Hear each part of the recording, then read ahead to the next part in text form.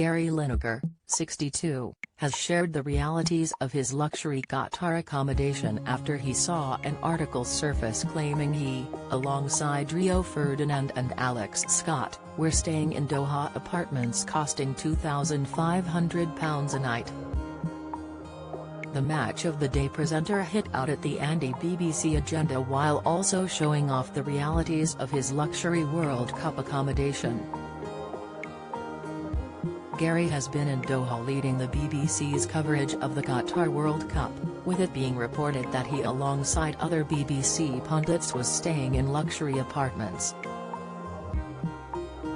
The Match of the Day presenter has shared a screenshot of the article from Rio in view of his 8.6 million followers along with a furious statement. He said, "They just completely make us up. It cost the BBC a small fraction of that price. The landscape terrace is basically a small bush. We're surrounded by motorways in the middle of nowhere. Lots of Brits live in the building.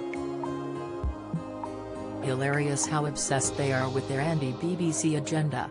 Gary didn't leave it there as she shared a short video of his luxury apartment, with his phone panning around the regular-sized hotel accommodation. He captioned the video, "Gonna have a nap in my luxury apartment before tonight's game."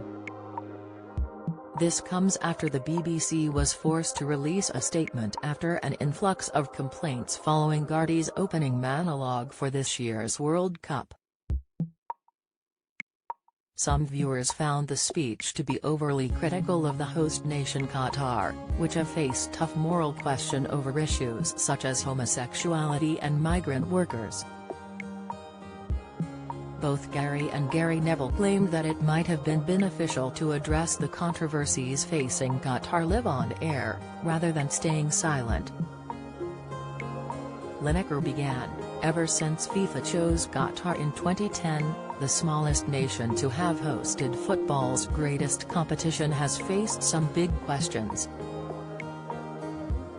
From accusations of corruption in the bidding process to the treatment of migrant workers who built the stadiums, where many lost their lives.